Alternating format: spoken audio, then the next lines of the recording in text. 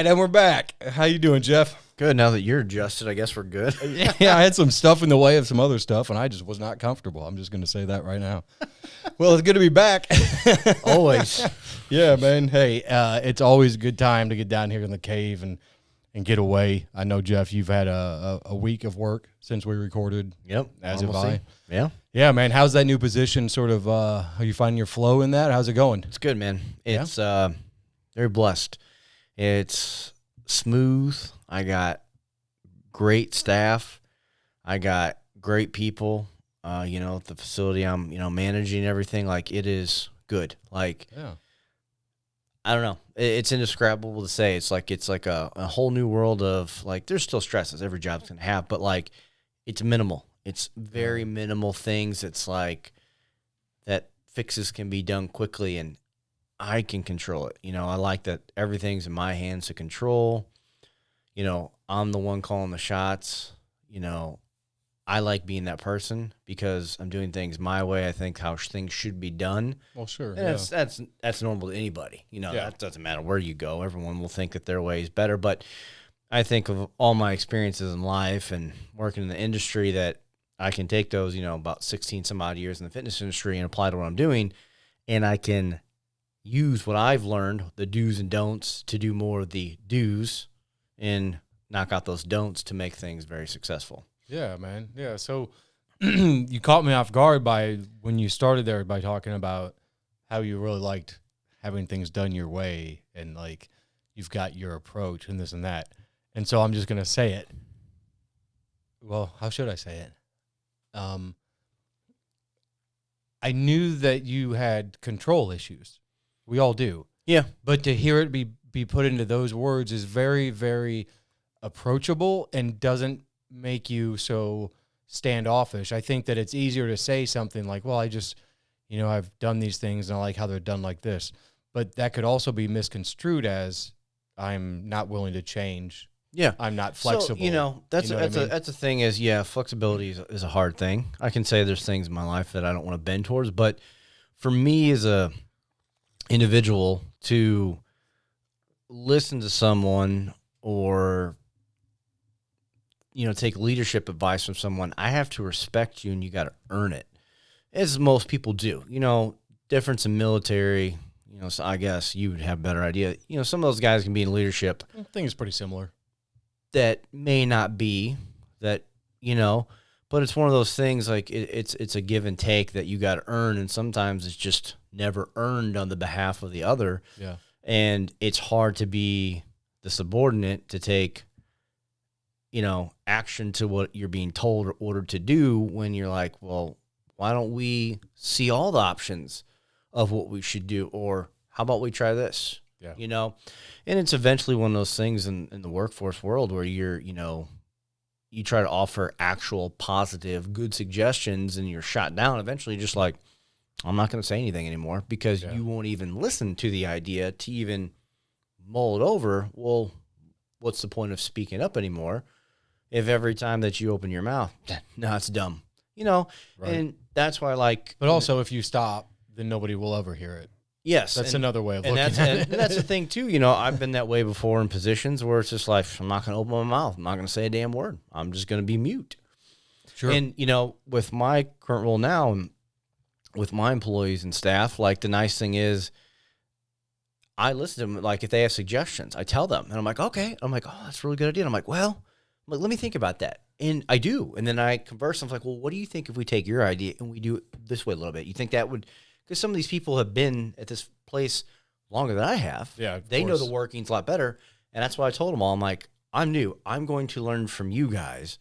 I will bring my experiences, what I've learned, and hopefully we can merge what we all have to make this even better than it was before and go forth from there. And that's what we've done. And that's the nice thing with, all those people that I work with that they give me ideas. I'm like, okay, that's a really good idea. And I'm like, let me think about that. And then I come back, I'm like, what do you think about, tweak it. Yeah. It's a collaborative effort versus just I'm the hierarchy. You do as I say, you get no input. I don't like that because it's a proven fact. Yeah. Multiple minds are better than one. Yeah. Yes, they can get in each other's way, but if you can be open and listen to what's being spoken, it can go a lot further. And that's what I like. And I think that's why I like being in the position I'm in, being the one in charge is I can listen to what they have to tell me. Mm-hmm. We can take it in. We can discuss it. We can sit on it. I can, yay or nay it.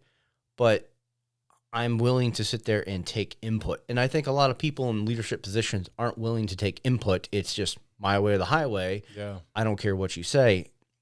And I don't think that makes a very good leader if you're not willing to hear all sides. Even in war, you're going to hear things in both sides.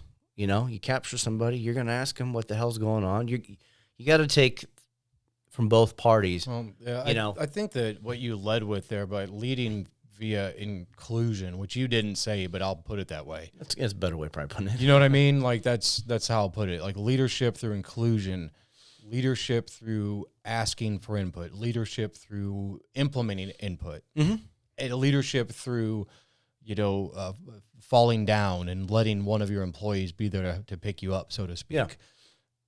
That builds a community. Is what that does. That builds a lot of trust. That builds a lot of empathy amongst people, and all of a sudden, I think that any drama that might pop up would quickly become squashed by somebody else because people start feeling that vibe of like we're all a part of this, so I can help so and so. It doesn't have to be escalated. Yeah, and then I don't feel that you're not having all these people throw wood onto a fire to make it bigger.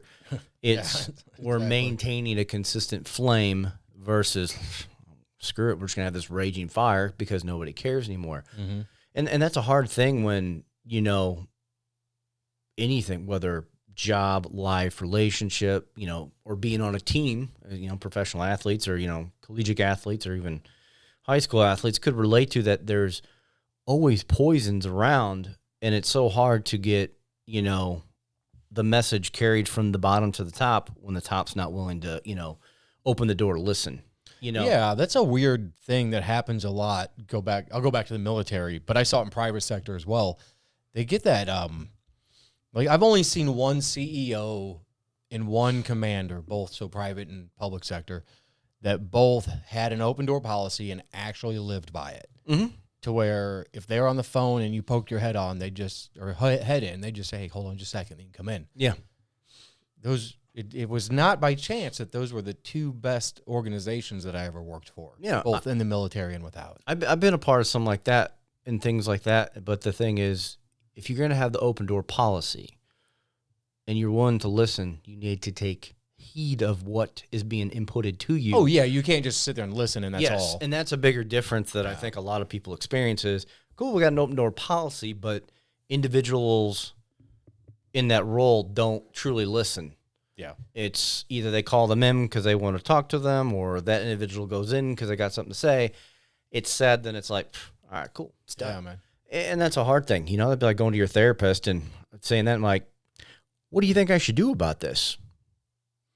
Right. And they just give you nothing in return. Yeah. Great. It's a hard thing. It's an everything. I'm sure it goes on in sports as we hear on, ESPN or any of the talk shows for sports that, so-and-so is a problem on the team, this, and that. Like Antonio Brown's being talked about again. I think the Seahawks are talking about taking him. And, Wilson's like, oh, yeah, we'd love to have him. You're going to hear things if that continues. Like, you always hear about this stuff in sports and business, but it's like, when your collective group as a whole is not happy, that's when you need to find what do we need to do to change that or what is going on so that we can fix the problem so the collective whole is satisfied. Well, and I think that we've both been, I know we've both been a part of this, some more recent than others, where let's say you're the group and there is one person that's a little different, not worse, not better, nothing, just different. Well, you could either be the group that squeezes them out, or you can be the group that corrals them and says, hey, what can we do to make you feel more like you're a part of this? Because we don't feel like, we get the vibe that you don't feel like you're one with us because you're different or whatever. Yeah. And I think that if organizations could stop trying to squeeze out those individuals that might be the squeaky wheels or might be just a little different, maybe if you embraced it, maybe they would help be the catalyst for some sort of change that you are yearning for. Yeah, because you always got to have a free thinker in the group. Yes. You know, and I'm also one, and I'll admit this, and anybody who probably really knows me knows true. I'm not the sheep. I don't follow the flock. If we're supposed to be in a line, if I truly agree with it, I will. Yeah, but if I don't you're not agree, just a contrarian. if I don't agree with it, and I don't see, no, I don't think this is the best way, I think there's a better option, I will always state that option and try and prove that I believe there is. But eventually, yeah, it's just like when, that action isn't, heated upon, it's like, then again, you just kind of like, I ain't going to say nothing anymore. Right. But, I've never been the one, I'm not just going to fall in line. Like, I will speak my truth, even if I get my ass into trouble, as I have in my lifetime as well have. Totally. It's one of those things, you just, like, I encourage everyone, don't just follow the pack. Don't be another sheep in the herd, as many want to do. They want you to all conform to this way. No different than the military. They all try to conform you. I'm going off of hearsay from all of what I've been told. No, it's true. But they're trying to make you a unit so that you all are a team. I get that too. In the business world, that is true too as well, but you also need individualistic people in a business setting because they might have talents that shine. In the military, you're not trying to have a star athlete out in the battlefield. That's not going to happen. It doesn't work that way. Right. And, I know there's a lot of books that people write on how business can relate to military. Yes, in training, but don't compare it to war. Business is not war. Yes, it is that businesses are truly competing, but that's a pretty far stretch to say that they're in the same category. Yeah. But I think in business, you need to have more individualistic people, and whether in a team setting, yes, there are individuals, but it is a team, not an individual. There's not one player on the team. Yeah. You always hope them win. You always hope that one or two people would rise up in adversity and lead the team. Yes. Right? That's what happens in combat. Your captains or your high-ranking officials, Sometimes it's not. Sometimes it's a lower-ranking soldier, sailor. It's not always the guy that's got the stripes that is able to behave like the stripes. Yeah. And that's not his fault or her fault. It's just how it is. Not everybody is built to do the same shit. Yeah, and I agree. And certain people, it's true too, that should not be in leadership roles. They were just put there. You've been here X amount of years, or so and so likes you more. It's the true people who are leadership. That's ingrained and born, I believe. And some can be developed and pulled to make it stronger. But I think a lot of people get thrown into those roles who never should have leaders because they don't know how to do it. Well, let's get back to basics here. I mean, I've led people in good times and in bad, and I didn't have my shit together to save a bag of Shinola, man. I'd screw everything up if you give me the opportunity. Yeah. And I think, and you're going to make mistakes. Absolutely. I think any good leader why don't we look for our leaders to be the people that are of sound mind and body before the task at hand even begins? So you're going to be an engineer, you're going to be a lead engineer on the skyscraper, whatever. I would hope that you have you didn't just get out of college. Oh, no, that's fine. But even if you're a shit hot guy, let's say, how centered are you? How's your family life? How's your spiritual life? How are these? Because that tells me. Now, I know there's one side where you'd be like, hey, that's none of your business. No, but if I'm paying you money and you're coming onto my team, let's say with Barrel Brands, we're going to talk about those kinds of things because you want to know that you got a good background of an individual. No different. I want somebody to be open-minded. Yeah. I want them to be willing to learn and to be flexible, and I want them to be not afraid to be rigid, even with me if they have to be rigid and say, boss, that's not the right way to go. And that's the relationship that I have with my individuals, that I'm overseeing, that I tell them all, if I'm doing something wrong in the rules and things I want you guys to adhere to, if I by chance am doing it, call me out. Yeah. Do that. Yeah, man. Because if I'm going to do it to you, I expect the same to me. Yeah. We're all on the same level. That goes either way. Right? I have the title, but to me, we're all here. Yeah. Because I look at you all as equals. I want your input when it's needed. Because I got some people who will blow me out of the water with some of our processes that we're doing as I'm still, getting my feet wet. And I refer to them for their expertise to still show me. I'm like, hey, can you show me that again? Or just watch me make sure I'm doing it right. Yeah. Okay, cool. Yeah. And I have no problem doing that, which is a good thing. And I think a lot of people in leadership positions truly have trouble asking for help because the ego gets in the way and think, oh, I'm the big leader. I need to have the fattest head in the room and, have the biggest, cock and balls. Some of those guys throw it wouldn't- on the table. But honestly, some of those guys also wouldn't ask for help even if they didn't have a big ego. They just fucking don't know how to ask for help. And that's a problem too, Right. that a lot of people do. Yeah. It's not just ego. I know a lot of people thought that I had a big ego when I wouldn't ask people for help. It wasn't because I thought I could do it better. It wasn't that at all. It was just because I thought that I could do it. I think they're two separate things. One, I think ego gets into the way that you don't want to ask help. And then I also believe there are individuals, and I've been in this part too, where you just don't know how to ask for help. Sure. I think it's a two-way street. But, I think there are leaders who the ego gets in the way, that they won't ask for help. It's this or that. And then there are leaders who don't want to ask for help. One, they might feel that they're looked down upon, they're weak.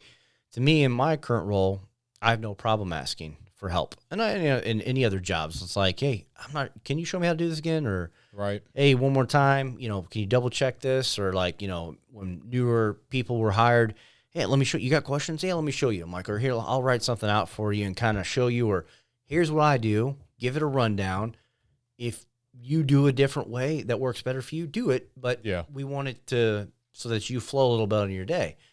And that's fine. And I think that's where, a good leader or just a good teammate, good fellow employee mesh so well as you're willing to help the individuals to your left and right versus picking and choosing, who do I really want to help? Yeah. Oh, cool, you're my boy. Right. Or you're in another leadership role. Oh, cool. Well, I'm just going to put the BS onto you and expect you to dish it out to the ones below you.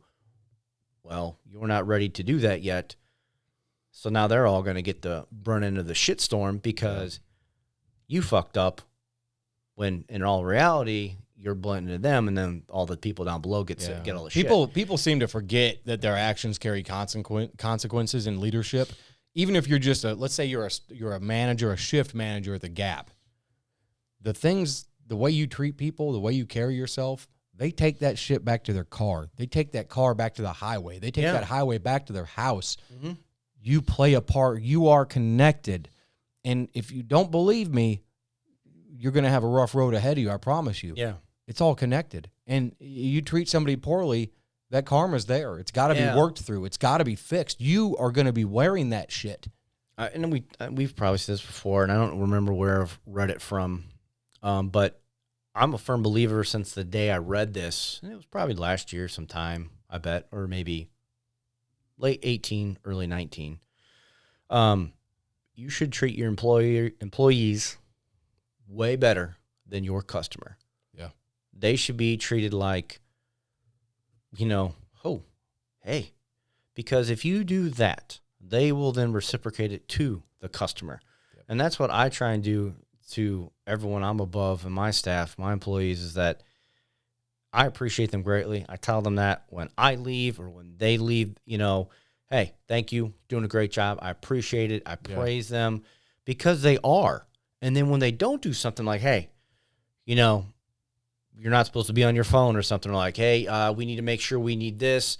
Can we make sure this is taken care of, this, and this? Like, but most of them went like, before they leave, hey, do I need to do anything else? Or like they come on, it's like, they're working today. Hey, do we need to do this, and this? I'm like, hey, let's knock this. Okay, cool. We'll get that done today. Like, it meshes well because we can, and that's what I like. But to work for somewhere where the customer is treated better than you are, you're the dog locked up in the fucking pen. Yep. Cool. Here's your bone today. And then it's all good. You didn't do anything. You're happy little dog. And then lo and behold, you get the shit. And then now you're, getting beaten, and not in a literal sense, but, you're getting the shit. Yeah. And that's the hard thing. I think a lot of people and things we've experienced in our years of work is that, man, you got to treat your employees right. If you idolize your customers or other individuals that are, a part of the company or whatever it may be, or, you're in one unit, but yet your commanding officer idolizes these guys in another unit.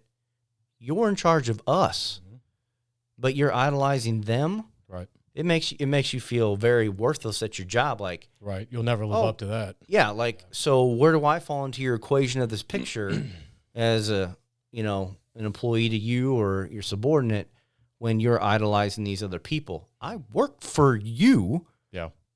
You know, and that's a hard thing. I think a lot of people get the shit, and I'm sure a lot of people can agree with it. And hopefully this madness of 2020 that I hope a lot of employers, and I hope a lot of you guys listen to this, can agree that your employers, or if you're the, you know, the leader, you've been much more accommodating and caring this year, because it's been a rough year for a lot of people. Yeah.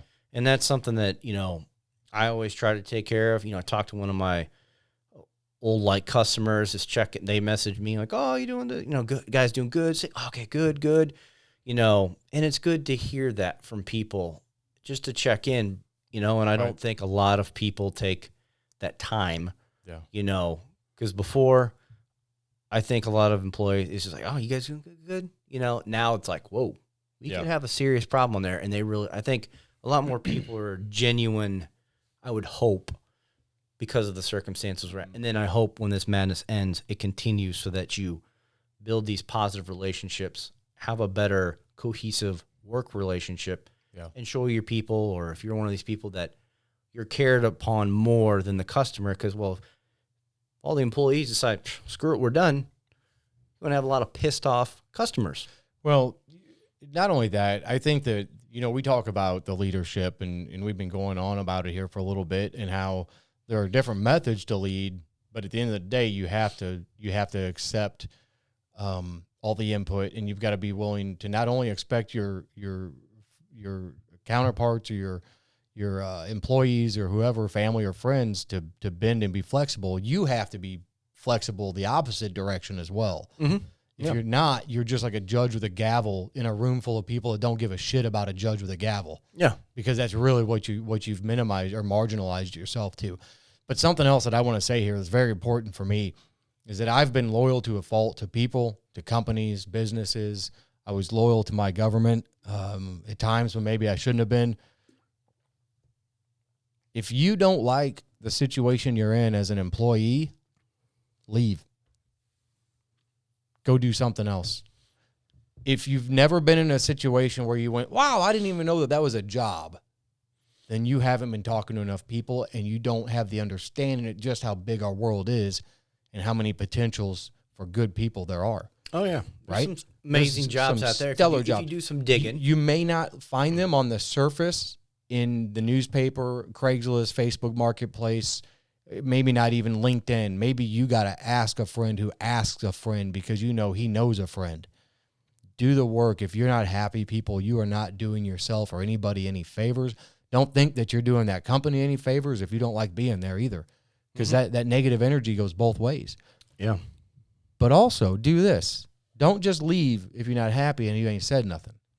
If you haven't taken your boss for a heart-to-heart, no matter how big or small that person's company or role is in your company, then you're doing yourself another disservice, like we talked about. Tell them. Let them try to make it right. Mm-hmm. You may be acting in your pain body out of memory of what the last boss did or didn't do to you, or did or didn't do for you. Mm-hmm. You just think this one's going to do the same thing. Maybe. Yeah. Maybe not. I don't know. I know I've been there. I'll admit that right now. I've been there, even in my own home, wanting to ask for something, and not because it was answered in a certain way before and I was afraid it was going to happen again. So leave if you're not happy, but don't you dare tell yourself you're unhappy if you haven't done everything to make yourself happy in that position. Yeah. So there's a bit of a crux there, right? A bit of a catch-22. Well, you gotta kind of check mark all your boxes. You do. You gotta, you know, I take this approach. Okay, this.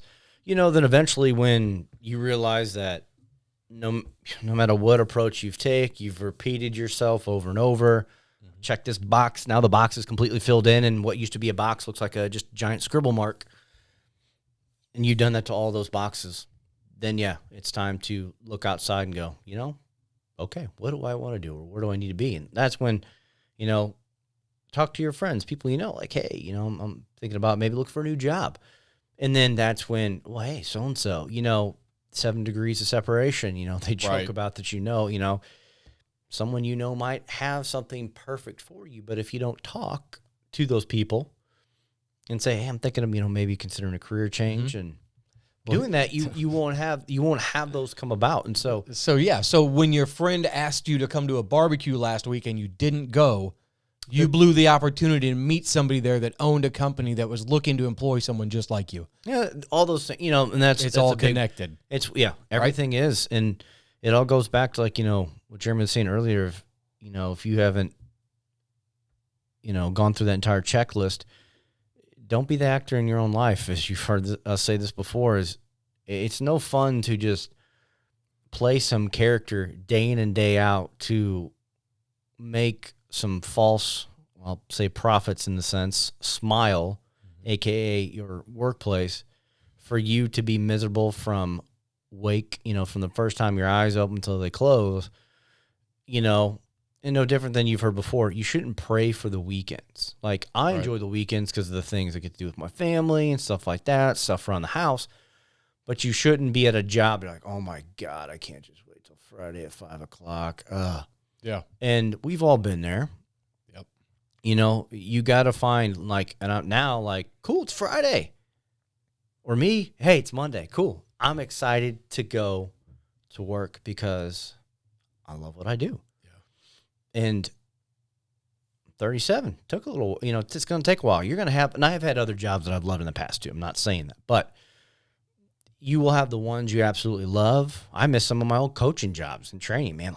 Because it's the people, it's your other coworkers that make it so fun. Yeah. So it's a journey. It is. People are like, oh yeah, well, I did martial arts, this and that. Cool. That's a massive part of your life. Let's say you spent a year doing that. That's a lot of time, right?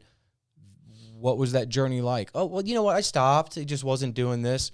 Okay, you didn't view that as a journey. You didn't view that as an experience, as a vacation, as a trip, we're going here to live for a while now. Because for a while, your mind went somewhere else. Yeah. And you were a different person. And then you just stopped. Well, why'd you just stop? Yeah. Did you stop because this got busy, because that got busy, because this, that, the other? Well, a weak person will bend to everyone and everything. A strong person will say, you know what? I'm going to let that slip because I want to make sure I give this everything. Yeah, and I will agree and I agree with it. And I'll say, you need to be like the bamboo. You need to be flexible when the, 60-mile-an-hour winds comes through. Yep. And then you need to be rigid when, someone's trying to chop you. Because if you guys don't know, trying to cut bamboo is very, very difficult. It's a hard wood. Yeah. Makes beautiful floors, other things. But it can bend. Like, when it's green, you can take that top of it and you could probably bend it to the ground. Yep. And it won't snap because of how flexible it is. And that's what you got to be. And I'll say, I just mean by being a strong person. Yeah, and that's what I mean, mentally strong. You can be flexible from left to right, front to back. Yeah. What you can't be is an immovable force. Yeah, you can't be the redwood. Yeah. They do bend, but them suck. Yeah. The banks, right? No kidding. These things are just. Yeah. But no, kind of what you're saying, the journey. I'll say it was a 2.5-year journey of going through some shit. Yeah, man. Of finding out who Jeff was. Finding where do I belong or where do I need to be in a position to where I'm happy. Yep. And stuff like that. And, I think you're a step closer, right? Oh, yeah. Every day I'd say that. But it's, again, you're not going to be, I'm all happy. You're not going to be that every day of the week. Right. If you are, you need to go get studied in a lab and figure out what's going on with your, dopamine and everything else. Everything, serotonin, all those kind of levels that are going on in your brain. Yeah. Dude, I do know, man. I know my day today is one of those days where I'm a little off the rocker.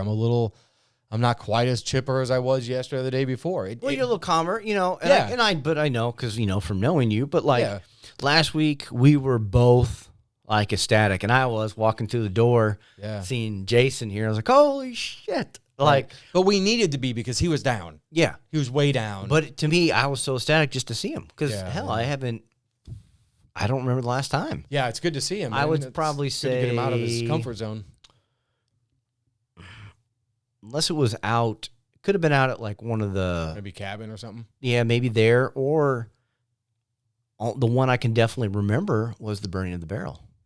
Oh, well, yeah, you guys were both there. Yeah, and he had the boys, and the boys were there. We didn't bring our daughter, just too young. His boys are older, but I remember like being back there getting all the wood, and his boys, hey, put yourselves, watching them two carry wood and all that. They hustled for us, man. Yeah, and then I just remember all of us standing there at the fire, and watching that sucker burn, taking photos once the barrel finally got lit, and you could watch the oil burn in there. Like those photos I got just from my phone. I got no fancy camera. I've got some from that night where they were taken from behind me. Yeah, while I was in front of the fire, but behind you guys, sort of, Yeah. like it was really weird. I think it was haunting to see. I can't remember who. There was a group of us up there standing, but there's a whole group of great people there that night. Yeah, I remember me, you, Jason, might have been Jordan too. Next up there with us. Oh yeah, he was up there. Yeah, I'm trying to. I remember that picture. I don't know who took it of all of us, but yeah, dude, like fun time. Before when we didn't have all this madness, but yeah, like.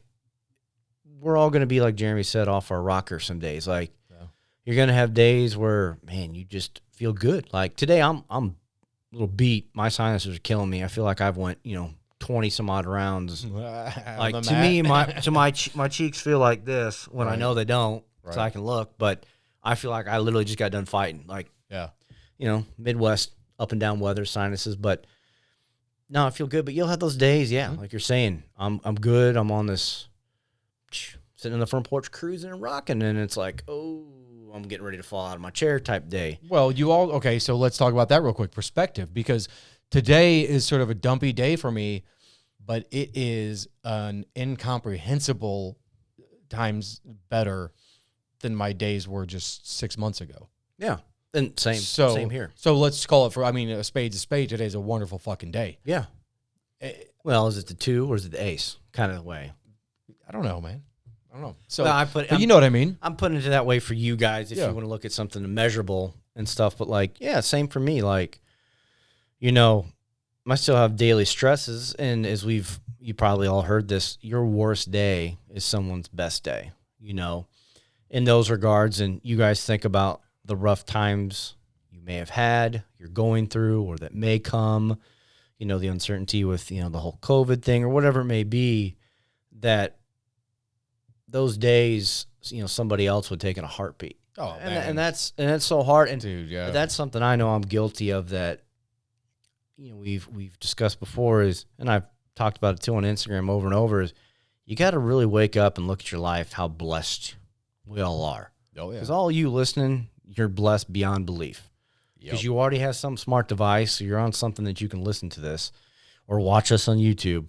When there are people in our own country here who they don't even have a device, a computer or electric to even do that, or a home to go to. Here's the bad part about that, though. Not that it's not all bad, but let's focus on that for a minute. You got people all around in our community, just here in my town where we're at right now. Yeah. Sit down to eat dinner. Life's good. You don't have any thought about anybody externally. You haven't thought about where the food came from. You haven't thought about where the box of pasta came. You haven't thought about any of that. Somebody in the house makes the food, or you stop and you get it, even worse, from a drive-through or something.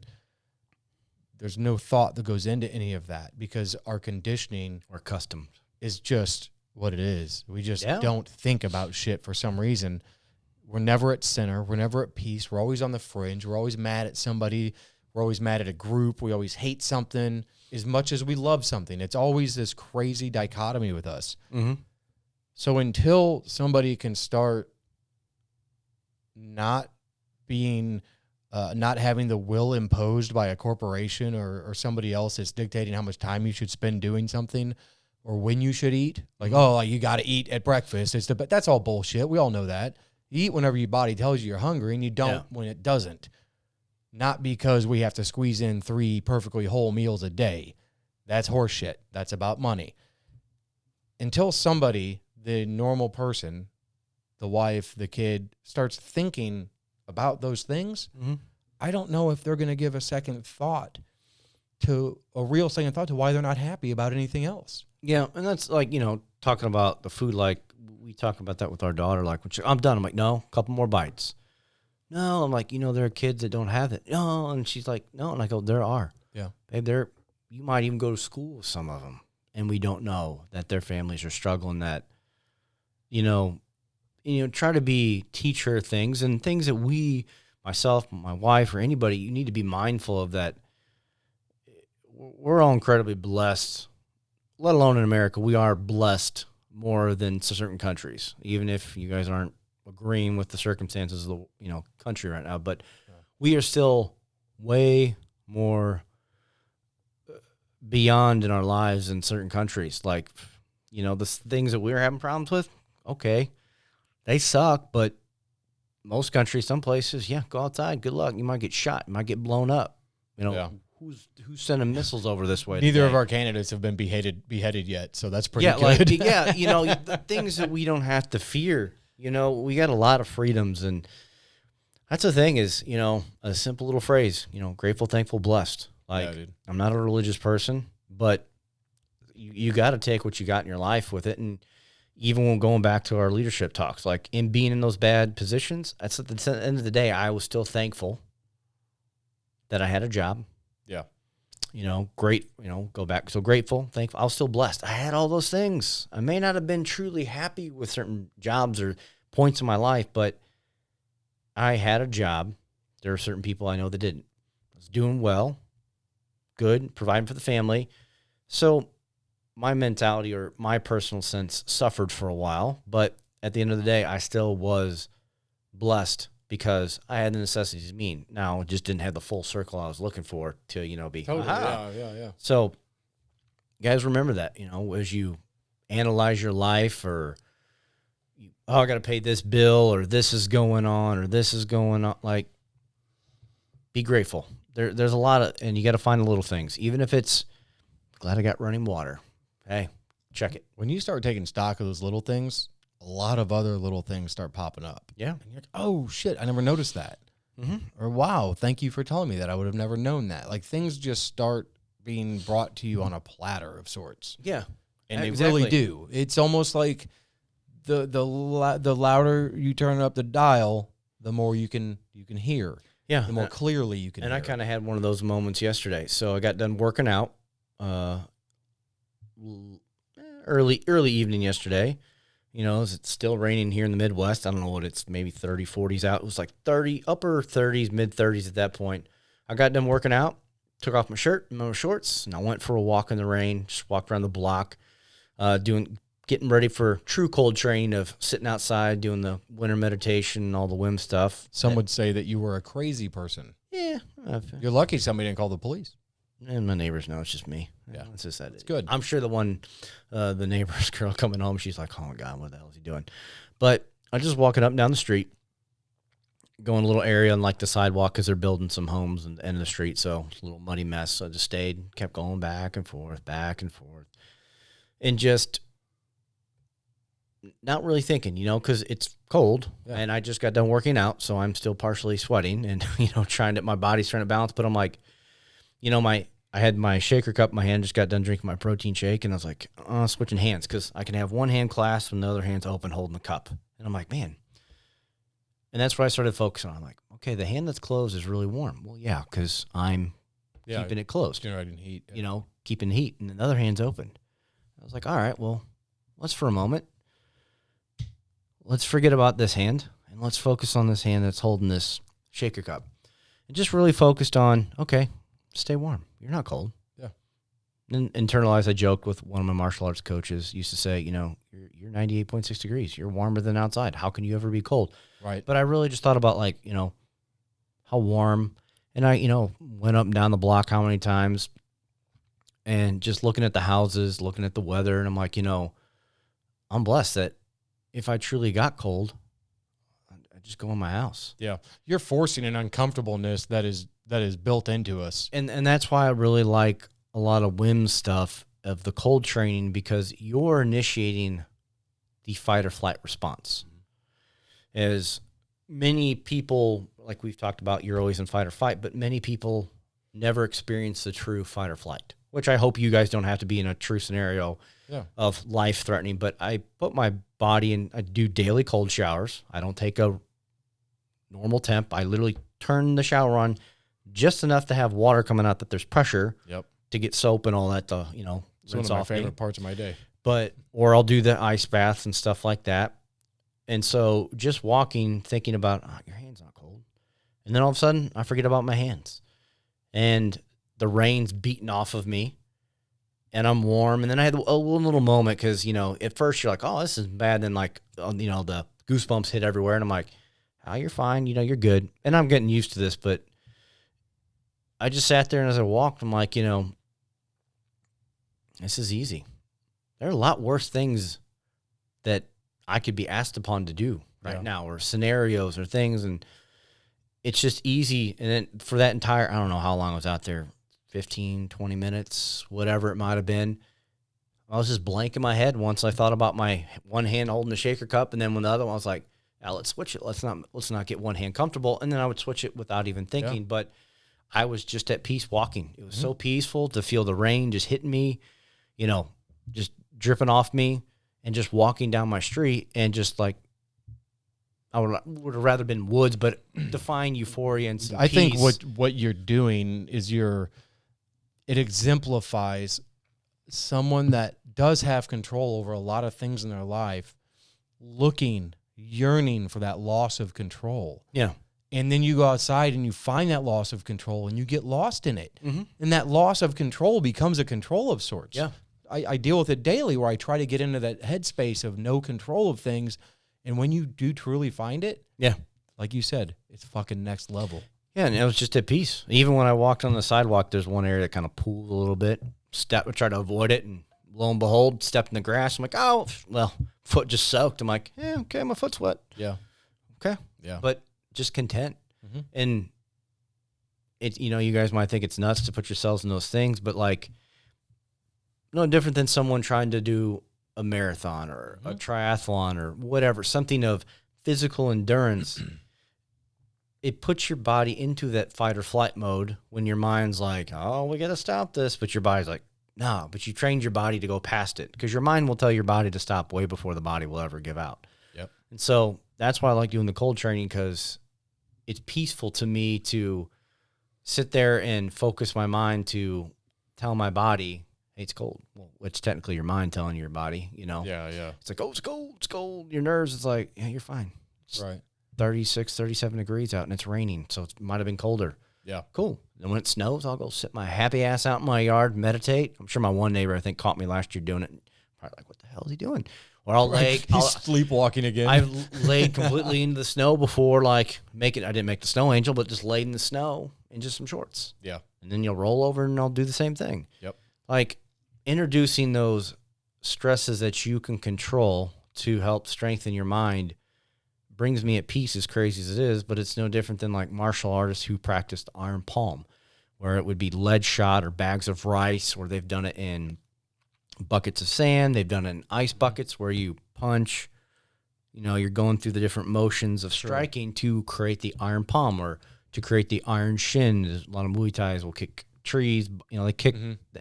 It's just accustoming your body that it can take more. And a big thing of anything in life is you guys got to accustom your mind to understand it can take more. Hell yeah. And that's what I like. Yeah. And I did it too on Saturday working out, doing some bag work. I was doing 2 minute goes, 1 minute rest. My last 3 and go, all right, we're not going to rest. We're going to go 6 minutes straight. And I'm not a cardio person anymore. I'm like, this literally could put me down on the ground. I got done and was like, and I had my gloves on. And I was like, I'm like laying there. I'm like, oh, my gloves off. That's too much effort right now. And I was like, pop back up, start walking, get your breath. Yeah. Remember what my coach is, but putting your guys in that, whether you're doing something physical, something of cold training, push yourself to get outside that little circle. Don't just sit in your conformity, and because that's the comfort zone. Some of you might like, man, I really want to do, I want to run that 5K or 10K. Like a guy I used to work with, he's encouraging everybody on Halloween to do a 10K, a half, or full marathon to step outside their zones. Because 2 years ago at work, we had to run a half marathon on Halloween. And most of us didn't think we were going to all have to do it for a work thing. We did, because there's a bet between 2 other people. Again, egos of getting in the way, but it's like, all right, whatever. I'm going to walk this bitch. And I had not run at all prior to it. And I ran with my buddy Jack, and I'm like, what are we going to do with this? You think we can get it done under 2? He goes, I don't know if we'll get it under 2. And I go, let's shoot for under 3. Yeah. Because we're going to run walk. It was a day like today, cold and kind of rainy mist. And I was like, all right, we got it done. It's just Yeah. like, yeah, man, we did it. But Yeah. it's one of those things of, if you got a strong mind, you can do it. Could I go out and do like a marathon now? Yes. Is it going to be some record time? Hell no, because most of it's going to be walked. Yeah, totally. But I will trek Yeah. my ass 26.2 miles. And that's something I think if you guys can do, I know you could too. You'd be in excruciating pain Sure. potentially, but Yeah, do it. your ass would crawl. Yep. As I made the suggestion via text to you to see if we can do a crazy podcast. Yeah, So I agree. one of those things, like, work your mind, guys. Yeah. Yeah. Speaking of working your mind, whew, boy, did I ever work my mind last week. Yeah. My God, man. Went on a bit of a psilocybin mushroom journey, and I upped the dosage just a little bit from what I normally do. I was prepared for it, so all was good in my head, and did it with a friend. I did it outside. It was a beautiful evening. It felt a little cold, but pretty nice. I had a fire for most of the night. We were watching a movie, just chilling, just hanging out. Not my ideal way to take a journey. Mhm. I'm really much more into like maybe just being under the stars or maybe just going for a walk or whatever. But anyway, it was a blast. But what wasn't a blast was like just a short way into the journey, like maybe an hour in.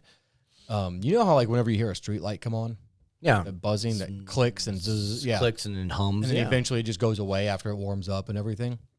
Imagine that 100 times over, right inside your ear, I would just imagine like a bee. sort of like a bee on your eardrum. Fly or a mosquito. Only You see that. the vibration reverberated, as did the pain associated with it, all the way back out of like my ear canal jaw area back into my lower brain, back in my lower skull. And so it stayed, and I was like, man, this has got to go away. What the hell is this? And so I go and I say, I'm gonna go inside real quick, see if I can get some rest from this. Yeah. So that pain goes away, but now another one, an even brighter, the more high pitched pain, is in my ear, right?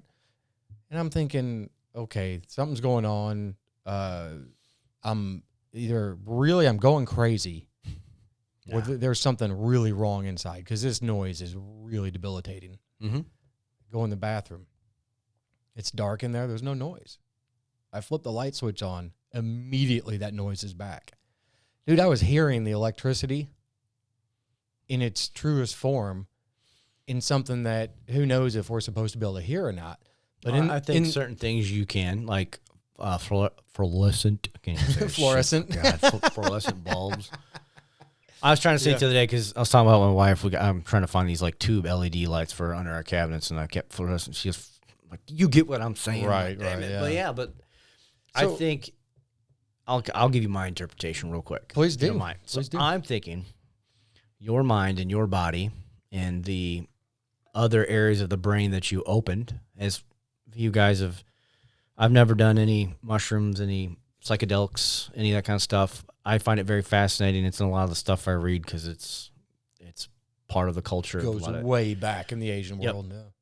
And I think, it was opening parts of your brain, but I think it was opening certain areas of your brain that was telling you that you need darkness and complete peace, trying to tell you that the world that's around you is very chaotic, it's going. And so it's allowing you to hear the things that most of society just bats an eye at and saying, dude, you need to get out of here. Right. You need to go into darkness. You need to go into silence, and you just need to sit. I like that version much better than my version. Yours might be a little bit more probably. Mine is much scarier. Mine is much more. I went to that place of like, I really just heard electricity. Like, not just hear it. Like, I used to work 4,160 volts at the powerhouse. I know what electricity sounds like. I can feel it. You've heard a lot of different sounds in your time. I've been around electricity. I was an electrical guy in the Air Force when I first went in, so I get it. I've never had anything like this happen. So, something tells me that the medicine is working in a way to allow that to happen. And if the message is that, hey, you need to get away from all this noise so that you can continue your healing and, whatever else I'm doing, I guess. Yeah. I like that. I like that idea. I hadn't thought of it in those terms. I had just been sort of trying to make too much sense about it. Like the actual physical sense of hearing something that nobody else around you is hearing, because I asked, like, guys, is that, are you guys hearing that? Like, and they're just looking at me like I'm completely batshit crazy. And I'm going, okay. Okay. All right. And another thing that the world is trying to tell you to maybe you need to be listening to something that you're not paying attention to. It may not, this Yeah, is what it sure. may have told you, but Right. what aren't you hearing when those aspects of the brain aren't lit up due to, the Yeah. effects? Yeah. No What am I shit. missing not during this? Yeah. Yeah. I'd love to know. I just know that that I have felt like no other over the past, few months, and it gets better. Seems like every week it gets better. Mm-hmm. But it's the more that I focus on me, and I don't mean in a stingy or greedy way or like self, loving way like that. I just mean like a healthy, like the meditation, go for a Yeah. walk. Like back when I said on my birthday, I was like, I know what I want for my birthday. I went to the lake for a bit and had a walk Yeah. by myself. Not because I don't like other people, not because I don't love my family, but because those kinds of things get me to a place to where nothing can hurt me. Well, Nothing I can think really everybody bother me. needs to have that moment of alone time. Yeah. I think it's good for, and everyone jokes with me being an only child. Oh, you need a lot more. And I think I do because being younger, I didn't have siblings or others. I had my cousins and then, if I could be around my friends, but I had a lot of times it was me. Yep. So you get accustomed to, playing with toys, video games, or doing something outside, spend a lot of time outside. You're wandering around doing that. Yeah. You get accustomed to that and you need that as an adult, but all the distractions of life pull you away. So like you did, Yeah. I'm doing it. Let's do it. I think that we still use our whoobies. We still I don't think that we ever left that toddler phase, that young child phase. I think that the way that we learned how to deal with things then is the exact way that we instinctively want to deal with things now. Exact same way. Exact same way. It's a good way of looking at it. Because of why would it be of any other way? Because you never learned another way. And by the time It's true. somebody told you, man, you fucking act like an asshole. Why don't you learn a different way? You'd already protected yourself so much, you flipped it on them and said, no, you're the fucking asshole. Yeah, it's one of those things that, it's retraining your brain, like some of the books and stuff like that. Dude, you got to start. Like How to Fight.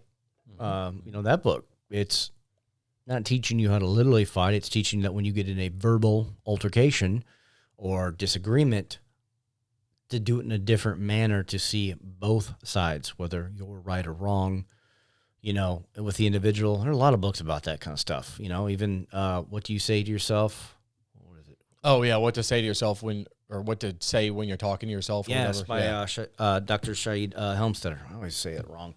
But that's a perfect example of it too, that it is ingrained from what you just said, from our youth. Like, think how many times when you were a young kid, how many times we're told no, or how many times do we tell our kids no? And I catch myself doing that, and it's like, the kids do got to eventually fall, but you don't want them to fall because you don't want them to break an arm or something. Bro, that's that giving up part. That's That's that giving up control, And letting your kid fall. and that's like my daughter was standing on our island, kind of like bar, like what you got, island chairs and stuff like that. And it's like, she's like dancing, I'm like, get down, don't fall. Oh, why? And I'm like, because you could get hurt. And I'm thinking, like, you could fall backwards. You could hit that railing there. You're not going to fall over the railing in the basement. But, like, my mind's going, it's just like, We don't. what dumb shit did I do that I fell and I busted my head open? I busted, all these dumb, it's like, It's risk management. That's all it is. As parents, we have to be good risk assessors. yeah. My child's on a platform dancing. If she falls off, she could get hurt. Or my child's on a platform next to a stairwell, next to a sharp edge. Okay, now we have a concern. Yeah. But you've got to be able to quickly do Would this. she have been This able is to hit the railing there? She would have had to been like, whoa, and jump. Right, It would have right. been like effort to get that But far we back. still But that's want where to do it. But that's the things that we are internally ingrained with since childhood, that it's stuck in your subconscious. It will come about, and that's where It's how you protect deeper yourself. meaning comes into play. And as a lot, I can tell you guys, I only speak on what I've learned, but from people who use certain psychedelics or tropics and things, that it unlocks those aspects to allow one aspect of a person to die, grow, emerge anew. Because if you guys do any research on the human brain, again, we talked about it last time too. I don't even know what percent it is, but we do not use even a majority of what our brains are capable of. And I don't think most of it is dead I think space. it's through our own fault. I think that we suppress so much of it when we're young. Yeah. That it never comes back out. And then you just sort of didn't know it was there, or you forgot it was there anymore. And that's why, I think women, these guys joke about doing this, the cold or the fight or flight. It unleashes some of the more animalistic, primal things in us, not in a aggressive caveman fight way, in a way that allows us to connect deeper with our past, as we talked about on the last podcast, that they say that you're connected in your subconscious to about 11 or 12 generations behind you. Sure. That how you act, your responses, things it's ingrained from 11 people behind you. I would also add that you also have your past lives that play into that. And then you get the argument of that too, that, okay, now we're looking at, if we'll just use 3 for, simple terms. Yeah. Well, there's potential 33 individuals that have influence to where you're at. So majorly influenced. Yeah, and that's the thing that doing certain trainings and meditations, a lot of those people and a lot of the Eastern philosophy believes that you're unlocking the inner part of yourself or the past that will allow you to see the great divine, in a sense, not like, oh, I'm enlightened or I found inner peace. That it opens you to see more. As a lot of the Eastern culture, that third eye opens so you can see what actually should be seen, not with what the blinders of the 2 eyes have seen. It's pretty amazing when you're on the medicine and your extremities start to blur into the ground or into the background, and you start to feel this higher vibration, this imagine goosebumps. Yeah. Only extreme. And I mean, from one tip of the body to the other, so much to where it feels like you can feel off of your own skin. Like your body lifted you up. Like your body is, like the goosebumps are the energy that is hair in your body just pulled you up like a millimeter. Yes, that's how it feels. And it's not a feeling of like, oh man, I'm so high. Mm-hmm. It's, oh my God, how do I get back here? Yeah. How can I replicate this in my day-to-day life? Oh, wait, I'm going on another journey. I think I'm about to learn something else now. And that's the thing, I think with meditation for a lot of people, and I know you guys might be sick of it hearing us talk about this stuff, but it's a never-ending journey, and so is life. I wouldn't call it a journey, and maybe life's more of a path experience, but you got to do things that allow you to be clear at mind, that are in a positive way, that open you to new views and things. It's no different than, I guess many people probably seen American History X with Edward Norton. He's a neo-Nazi in the beginning, goes to prison at the end. Comes out reformed. He realizes that, okay, all these races of people that I hated, they're good people. And if you guys seen the movie, you get it, you know, unfortunately. But I use an example because it's bigger and it's well known, but you can be one way and all of a sudden have this moment of,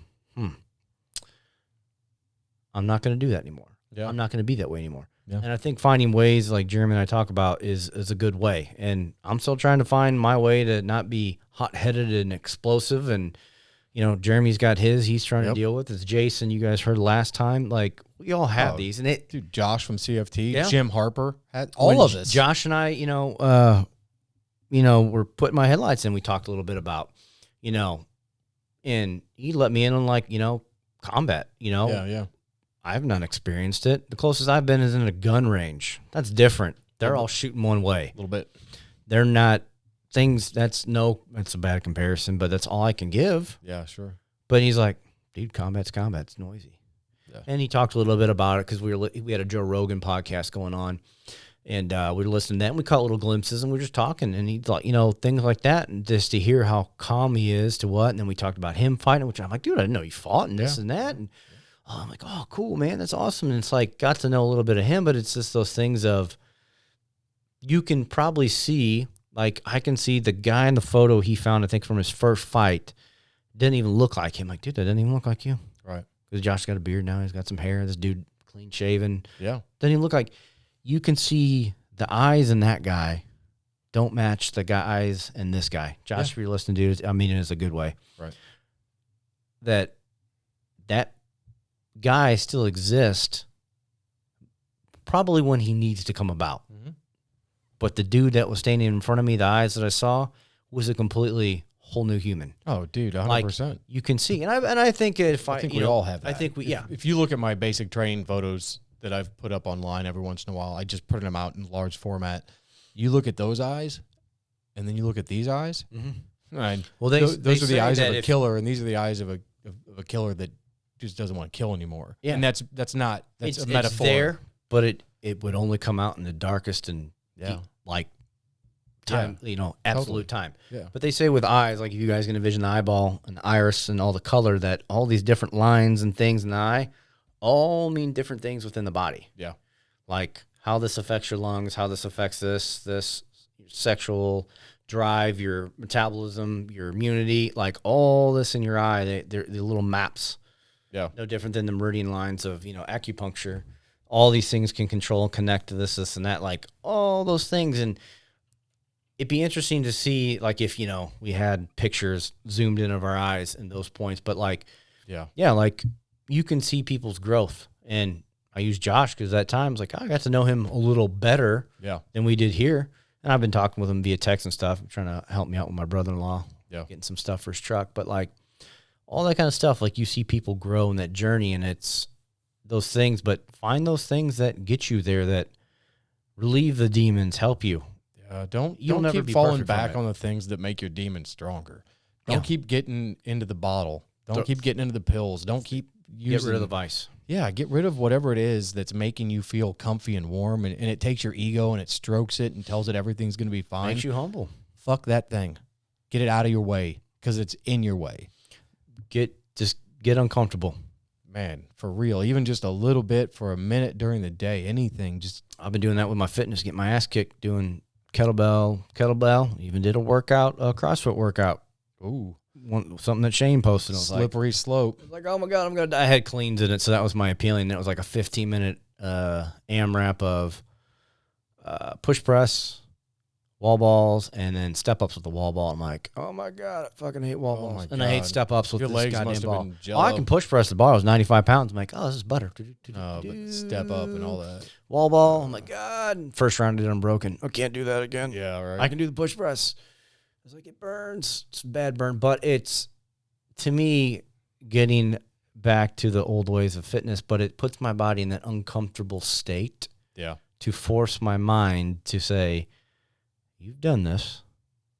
Be smart about it. And I'm just going about what, I'm thinking in my head. Be smart. You can't go unbroken. You're no Shane. You're no fucking Matt Frazier. Right. Never been that level. Right. Break it. Yeah. Do what you do. Do you, but just keep going. Yeah. And guys, don't be afraid to apologize to yourself. Yeah. You're worth it. I've said this before, and I'm going to say it again as we start to close out here. You're loved. It may not be by the way that you want to be loved. You may not feel that it's the right timing. Those are all things that you can deal with in due time. But know that you're loved. You're worth fixing. You got good fucking bones. Oh, yeah. I agree. Your good potential, okay? Maybe you haven't found it yet, but you will. We all do, and sometimes we're taken too early, and none of us know when that's going to be. So go find something that makes you really goddamn happy and fucking get really good at doing it. Yeah. Cool. All right. I love it. Until then, on my behalf, I'd like to say thank you for listening again. Thank you, Jeff, for being here. Always, man. Thank you. And thank you guys for listening and watching. Appreciate it. Cool. That's what's up, man. So until next time, Jeff and I just send out lots of love. And we hope you guys are doing something you love or being with people that you love. And have a wonderful week, and we'll see you again next time. Bye, guys. Peace. Not to lose, not to lose, not to lose.